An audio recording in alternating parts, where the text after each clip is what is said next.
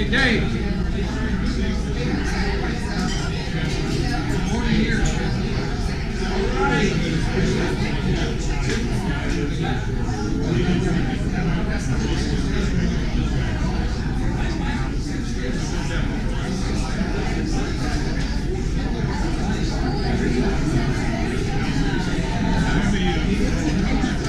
Good to see you all. I want to tell you about a couple of things and then we'll get into the program for the day. First off, we have a website. I'm sure all of you are aware. It is newsgeezers.com, all one word, newsgeezers.com. On it, I have like the last 3 or 4 years worth of videos. We video every one of these, thanks to Vince Mack and Caitlin Ryan, who's not here today. And I edit them up and put them online, and there's about 4 years of them worth on the website now, together with all the stills that we've taken from all of those. And Ross Keston, who is shooting now, provides a good deal of the still coverage, so thank you very much, Ross. That's terrific. For all of you who do so many things here, I really appreciate it. I do want to tell you about one of our members, Nick Utt. Okay, most of you know Nick. He's the Pulitzer Prize-winning photographer, recently retired from the AP. He's just received a very special honor from the Asian American Journalist Association and the 2017 National Journalism Awards Committee. He has been selected as their recipient of a Lifetime Achievement Award. Nick is not here because tonight in Philadelphia, he is receiving that. And I want to thank Michael Conley for telling me that. Next thing I want to talk about is Art Uleen. Art was here last time, as you remember. Art was 80 years old then, he's 81 now, and I want to show you where he is. Picture, please. This is the 19,000 foot level of Mount Kilimanjaro. He is in this group shot. It was taken a couple of days ago, and when he was here last time, he said for his 81st birthday he would climb for a second time Mount Kilimanjaro, and he's done it. And here's the photographic proof, and he just sent me the photo. He wrote on the back of Sherpas. Yeah, I wrote on the back of Sherpas. Thanks, Jim. So congratulations to Art Uleen. I think that's just absolutely amazing. A couple of thank yous. Some of our original people. Jack Terry's not here, is he? Where's Jack? Jack, how are you? Jack, along with Joel Tater and Michael Conley, and myself, are the 4 original geezers. We got older faster than the rest of you. And we started this in 2010. And the 4 of us got together and had dinner, and we thought, gee, this is a lot of fun. We got to do this again. And we kept on bringing more and more people in, and then somebody called me when we hit about 30 and said, I heard about your group. And it was the first time that somebody called me who I didn't know, but we brought him in, and it's just absolute. In fact, I think that person, is Chip Wallace here? No, he was going to come in from Palm Springs. I think he was the person. Jose, greetings. Hi, how are you? Good to see you. Bill Dawson needs thanks. Bill is from Pepperdine University and is our technical director and brings part of the gear that we use every time. And Bill, thank you. He puts a lot of work and a lot of hours into this. I have to do my regular plug for the 8 Ball Foundation. This is the 8 Ball Welfare Foundation, which has existed for over 60 years to help journalists in financial need. Some of you in this room have contributed to 8 Ball along the way, and I really, really appreciate it. And some of people in this room know people who have benefited from this organization. And I urge you to go to 8 Ball Foundation, that's the number 8, ballfoundation.com, and read about it. If you want to refer somebody to us who needs help, we'd love to hear from those people. If you'd like to donate something, that's more than well. Every dollar that you send us goes to help a journalist. The expenses are all paid by the Pfaffinger Foundation, which is connected with the LA Times and by NABIT Local 53. And so all of the money, none of it's used for expenses that you send in, all of it goes to help fellow journalists. So thank you very, very much. Bill Smith, who was with KTTV. I first met him when he worked Metro News in the late 70s, and then of course he went to KTLA for a distinguished career of doing pieces with a wonderfully human touch. He was a delightful person. Bill died at age 74. There was complications from Alzheimer's disease. And courtesy of KTLA, I would like to show you the station's on-air tribute, which was anchored by Sam Rubin. Bill? All right, some circle of life stuff now really hits close to home. Among the many privileges of growing up here in Los Angeles and then working here is the people I watched and admire on TV when I was growing up suddenly, incredibly, became my colleagues, my coworkers. So it's with pleasure and pride that we continue the legacy here of folks like Hal Fishman, Stan Chambers, Larry McCormick. And a confession too, I didn't just grow up watching Channel 5. I also watched Channel 11. And if you're my age, you might well recall the true forerunner to any of the fun and freewheeling newscasts that we enjoy here today. Fox had a successful comedy soap opera of sorts called Mary Hartman, Mary Hartman. And afterwards, they ran this almost comedy newscast called Metro News, Metro News. It was very innovative, absolutely hilarious. And one of the reporters and anchors on Metro News was a local legend, you see his picture here, named Bill Smith. Bill also anchored the afternoon news on Channel 11 with Nancy Nelson. Lots of people watched that show. Flash forward about 20 years from Metro News to the KTLA Morning News. Eric and Mark and I are all working here. And so too was the great reporter and our friend Bill Smith. I really liked Bill Smith. He did consistently fantastic work for us for over a decade. Bill died yesterday. Here's a look at some of the work he did here. He's somewhere in LA at a mystery bathroom location. Hi, Bill. Yeah, hi. You know, I want it on the record. This is serious journalism. I know we get a little silly sometimes in the morning news here, but in this case we don't. This is thank you very much. He just loved doing what he did. He just loved it. This was his dream job. Bill can write a story about anything.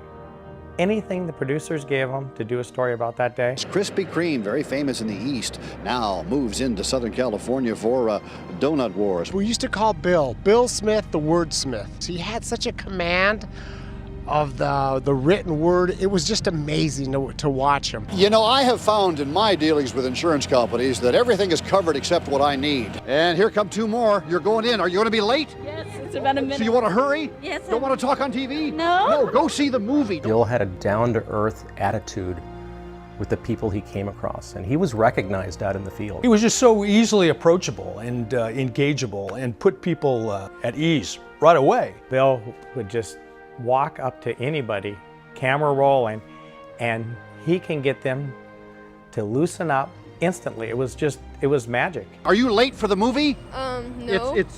You're just barely going to miss the start. Yeah. Are you supposed to be in school today? No, I'm homeschooled. You're homeschooled? Yeah. Can I trust you? You're not making that up, are you? He was very influenced as a kid by movies. So he used to go, every day we're going to make a movie. I get a bit looser than that, like a trump, a bit like a horse. That's it, like. That's it, it's getting there. Huh.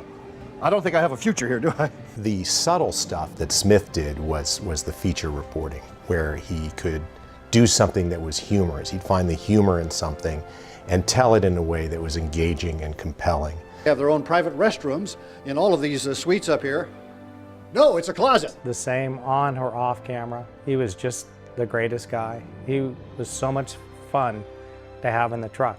Loved to do what he did and was so good at it. There was never a bad word about him, as a human being or as a reporter. He's just a heck of a great guy. True gem of a human being, not just a reporter, but a human being. There's nothing too easy about this, but it sure is a lot of fun. Bill Smith, KTLA News.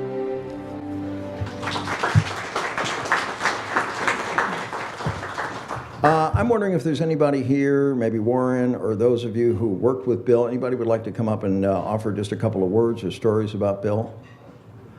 Ross, come up. And I was at Channel 7 for many years, and but my first job was at KTTV on Metro News, and I like to say I was the AD there, but I wasn't. I was a production assistant.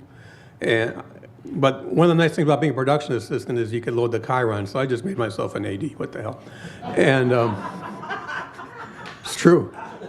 But I was making $250 an hour. You know, I was making $50 a week, and I was really struggling. And some of the people, the good people in the newsroom, are the people who take the young people under their wing and help them. And of course, Jack Terry right here was a big part of my life, and Bill Smith was too.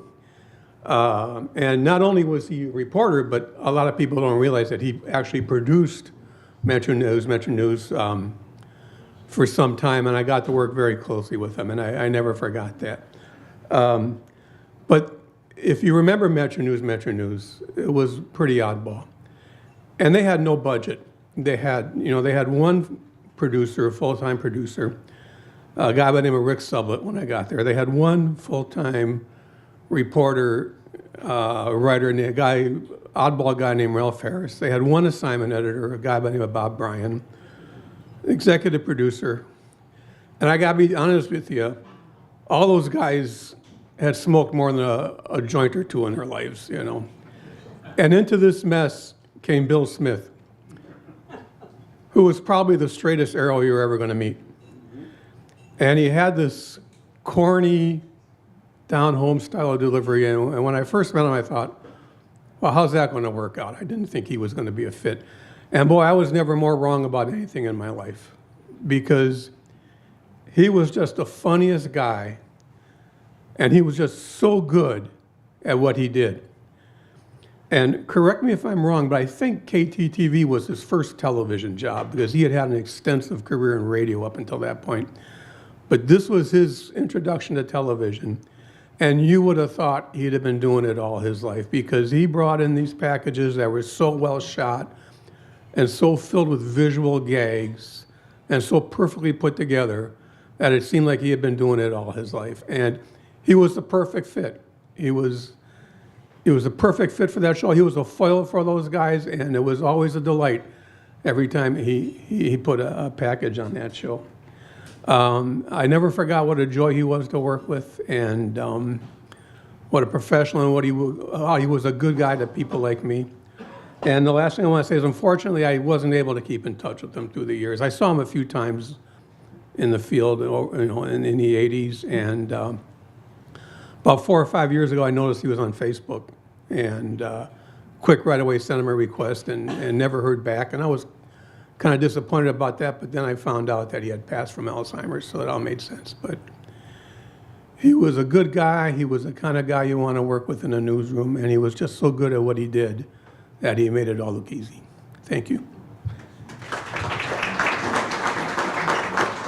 I had the distinct pleasure of working with Bill Smith for over 10 years at KTLA during the period that I was there.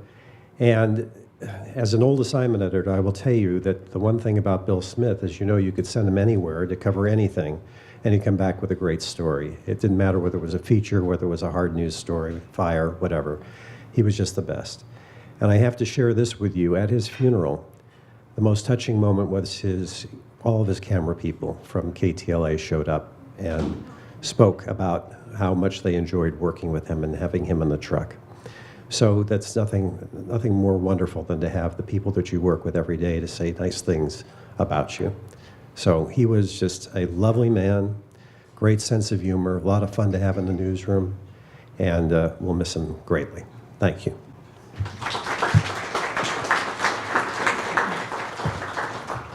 Thank you, Jeff. If I missed anybody else who'd like to say something on behalf of Bill Smith, I know that our next guest, Dave, will talk a bit about Bill when he comes up. But I wanted to point out I have a couple members of my family here. My wife, Barbara,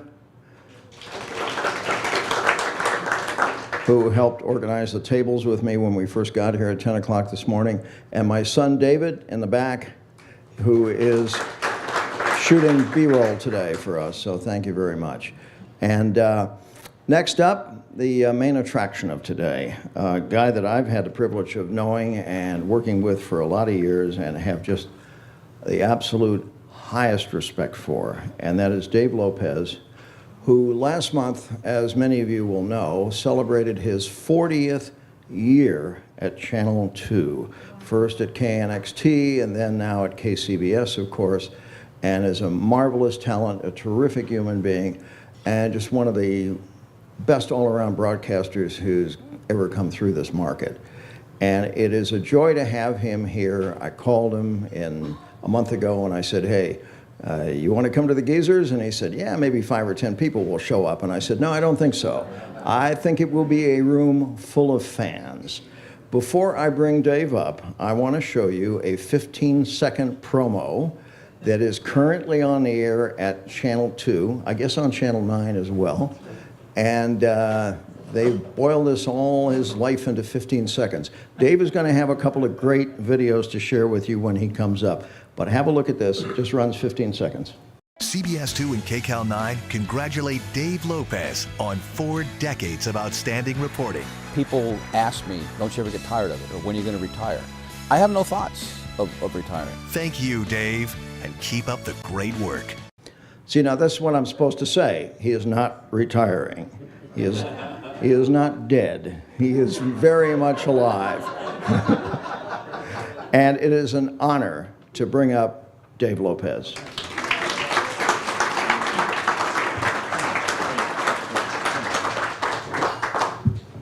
Thank you, Bob. I appreciate that, and thank you all for being here. When he asked me to say a few words and that I was going to be the main attraction, I said, boy, you guys must really be hard up. Main attraction, holy mackerel. As I look around the room, I see a lot of faces that I broke into this business with, a lot of people that I know I've pissed off at one time or another, so for that I apologize. Bob and I go way, way back to Channel 2. Jose's back there, who told me I didn't have the talent to stay in there. Bill Wood, who said I couldn't report to save my ass. Hank Schroeder, who I worked with in San Diego back in 1970, what year was that, Hank? 1975. Hank and I go way, way back. We used to, and Jim Hattendorf. Jim, I was going to get to you. I was going to forget you. All kinds of people and great familiar faces that I've worked with, against, for, and everything. Paul Skolnick, who told me I don't know how to write the English language, and he was probably correct. Paul would always get our tracks. We'd have to get our tracks approved by certain people, and Paul had that job for a while. And I was always in a hurry to get my stuff done, and I'd call Paul, and he'd say, I'll get back to you in a minute, get back to you in a minute. So I'd wait, and I'd call back. I told you, I'll get back to you in a minute, get back to you in a minute. But no, Paul is quite a wordsmith. Paul, you taught me a lot, believe me. Hunter Block, who, my cameraman for a number of years, a terrific talent. I've been very, very fortunate. I started in this business in Los Angeles as a television reporter in 1972. I got hired at Channel 9, which at the time it was still called KHJ. And I'll get into the story and how I got hired on that, but I don't want to get too much further into this. I certainly don't want to bore you. If I get up here too long, boring, just kind of, throw things at me or whatever, or turn the TV off. You're going to be like the old man about 7 or 8 years ago when I was going into a liquor store one day, and this guy was sitting out there. He's probably in his, 75, 80 years old. And he looks at me and he says, you're Lopez, aren't you? I go, yeah. You're that guy that works on Channel 2 and Channel 9, aren't you? I go, yeah. I said, thank you very much. He goes, no. Now I can turn you off twice. I said, thank you very much, sir. Before I go any further, Bill Smith and I worked together for a while. Bill came to work at Channel 2 as a freelancer, and I'm sure he regrets ever going to Channel 2. But no, Bill was an extremely wonderful talent, as the people up here so eloquently put it, a very nice man, a wonderful guy, and they're absolutely right. Bill was the kind of guy that could take any story at all and make it into magic. He was that way. But what I want to tell you about is the class this man had. It was a Sunday evening. Bill worked the weekends at our place as a freelancer, and the rapper B.I.G. had been killed in L.A. It was a Sunday night. And there was something going on over at the, I was watching the early news. I was home. My kids were home from college. And I get a call from our news guy, our news desk manager. He was the, I think he was the assistant news director at the time. I think that was his title. I don't want to give you his name, but he didn't like Bill at all. Bill didn't care for him, and he didn't care for Bill. In fact, none of us at the station cared for this guy, but he had a good title. So he called me up at home, and he said, hey, I want you to get over there for the 11 o'clock news and cover B.I.G. getting killed.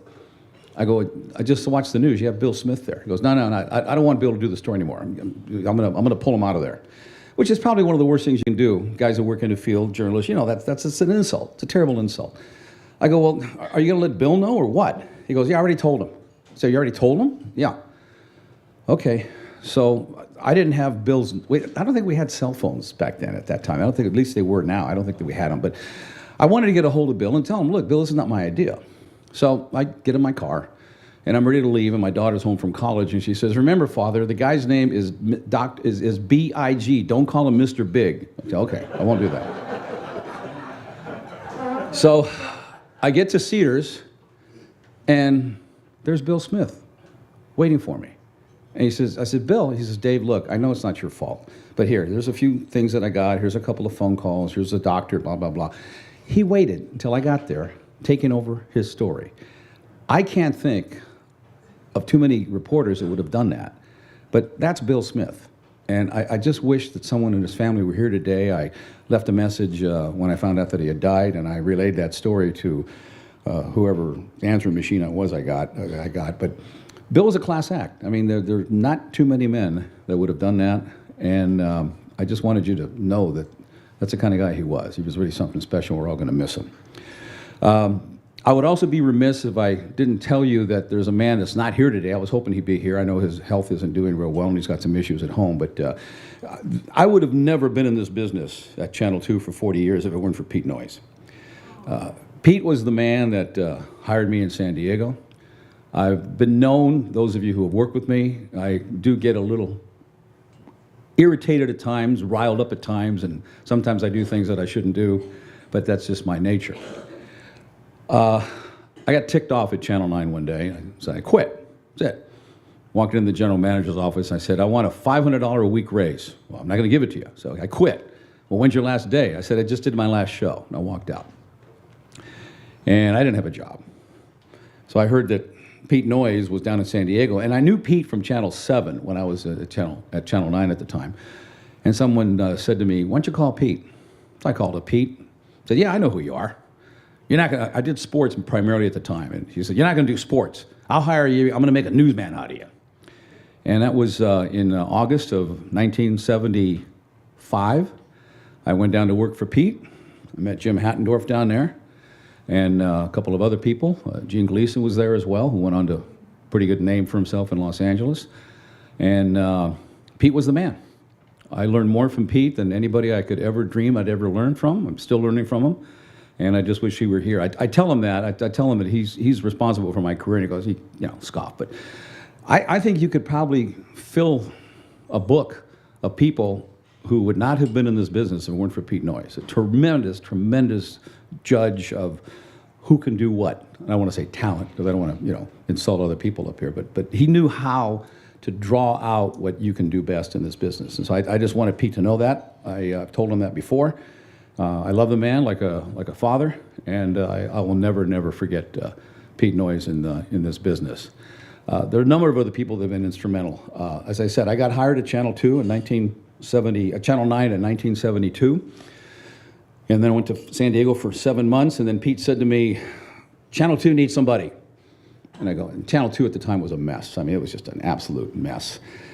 But I said, okay, Pete, I'll go. And I got hired.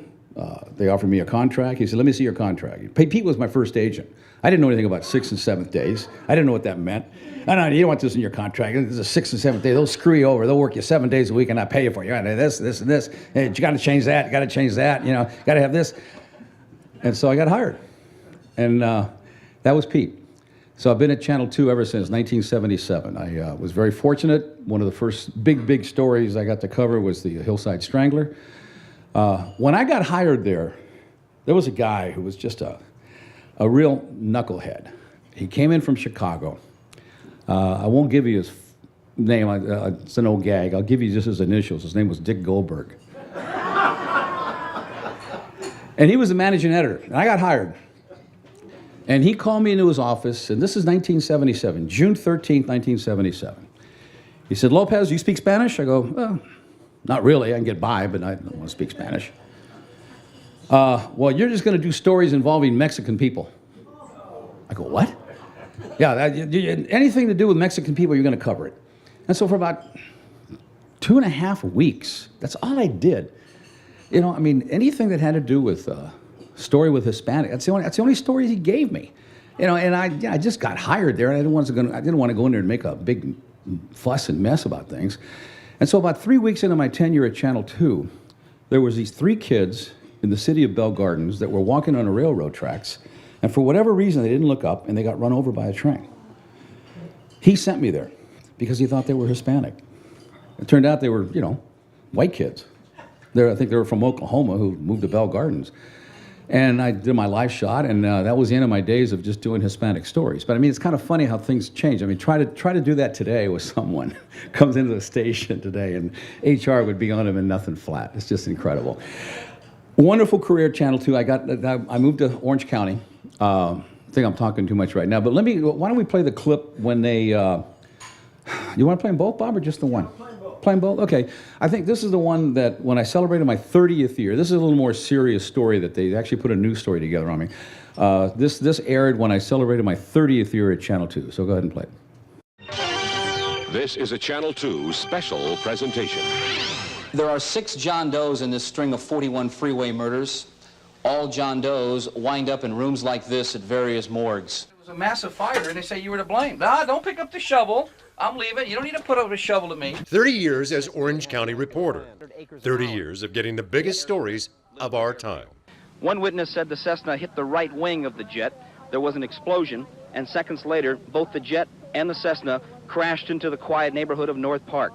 I'm sorry? Private property. Get off. Well, I understand the it's property private. now. All right. Get off the property. Aggressive as any investigative reporter, with the storytelling ability of a Shakespeare. It's second nature to me now. I mean, it's just almost automatic. We go to a scene, go to a story. I have it in my head what I want to do. I said, okay, let's go, let's roll it, and away we go. Name any major breaking story in Orange County over the past 30 years, it's a good bet Dave Lopez has covered it. The Samantha Runyon murder. The Crystal Cathedral will be filled tonight, 3,100 people, all of them there to pay tribute to a 5-year-old little girl, Samantha Runyon.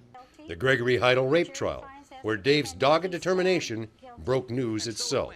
15 guilty verdicts out of a possible 27 counts. 15 guilty verdicts. Do you feel that there was preferential treatment, or that you put the police or the sheriffs in a bad light? Preferential treatment. And at all? Do you feel that? No, there wasn't. Nothing at all? Preferential treatment. No? How about you, Greg? What are your feelings about all Stop this? harassing my son. The freeway murders. And the story that stays with Dave to this day, his chilling run-in with William Bonin, the freeway killer who murdered, then dumped dozens of bodies of men and boys along Southern California highways. All murders occurred on a weekend. All victims, white, thin males. All were hitchhiking, their bodies dumped from a moving vehicle. It all began June 1978. Dave first started reporting on CBS 2 News. But the first real serious lobbying did not take place inside the Capitol. Instead, it took place here at a restaurant called The Lobby, directly across the street from the Capitol. Dave was a newspaper sports writer before making the move to television.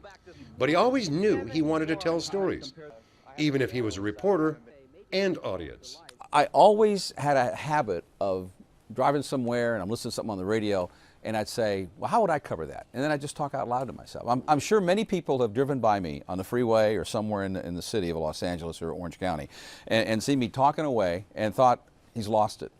All this damage, millions and millions of dollars in so short a time. The plan was to start putting 40 to 50 turkeys around the scrapyard and let customers give chase. Come here.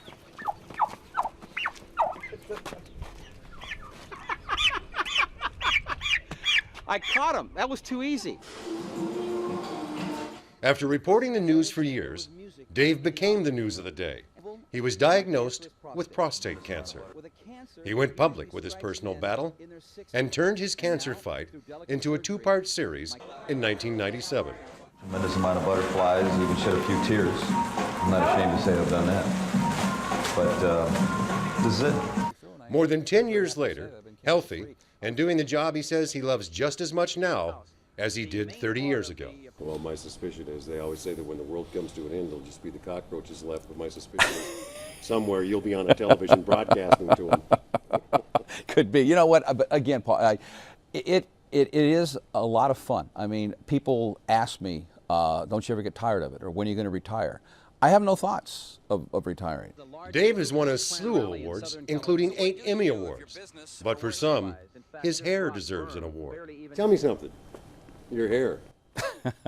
I mean, I've seen pictures of you from 30 years ago.